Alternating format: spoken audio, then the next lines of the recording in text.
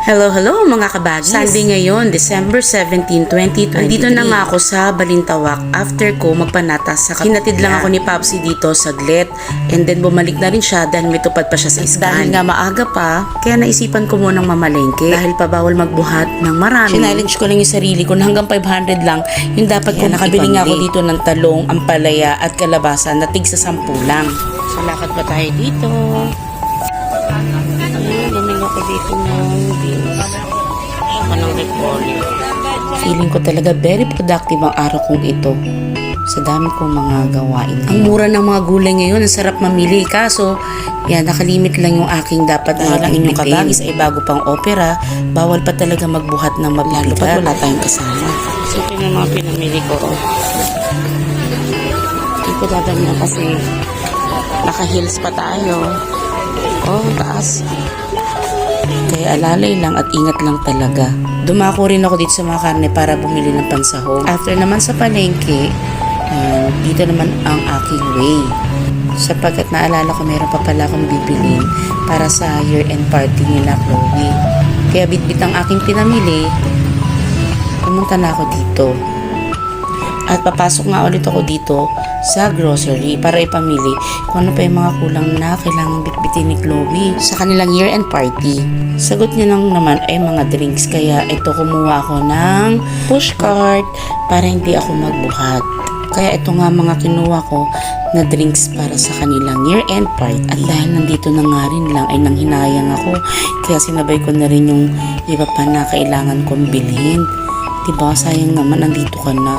Pero iniisip ko good luck mamaya sa pagbuhat. At dahil nga lobat na itong phone ko, at naalala ko na baka hindi ako masundo at hindi kami magkita, ako na lang mag-a-adjust at na lang pupunta ng kapilya mamaya. Tapos ko mag-grocery dito, pinaiwan ko muna sa package counter para hindi ako magbuhat habang nag-iikot. Pero dahil 11 pa pala yung open ng mall, ayan, nag-McDo mall na tuloy ako.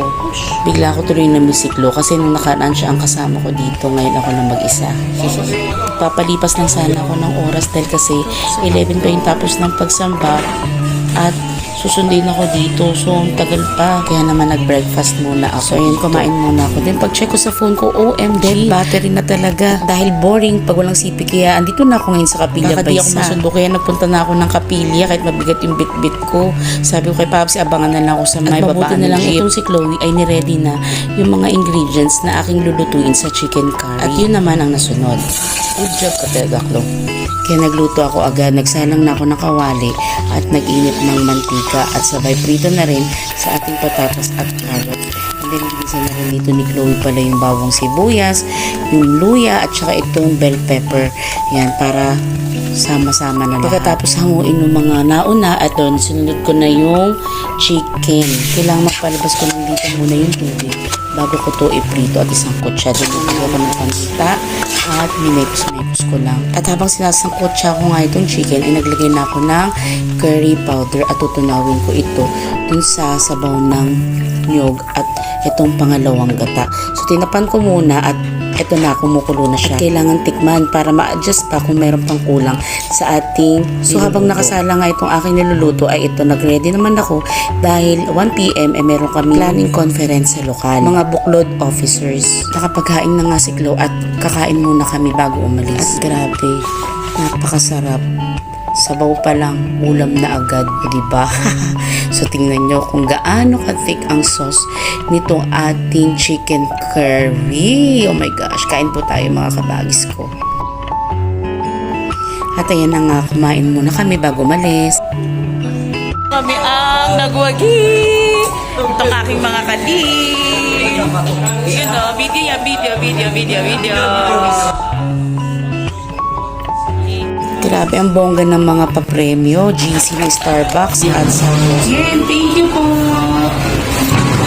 At ang pinakabongga dito, grabe, kainan pagkatapos ng planning conference. Napakadaming biyaya. Dapat talaga sumasali sa mga aktibidad. At yan, salo-salo kami together. At ito na nga. Pagkatapos naman ng aming plan con ay mama general practice namin. So, andito na kami sa loob. Konting sulyap bago magsimula. At pagkatapos, I'm home. So, ininit ko nga muna pala yung mga natirang ulam. May pansit at may igado.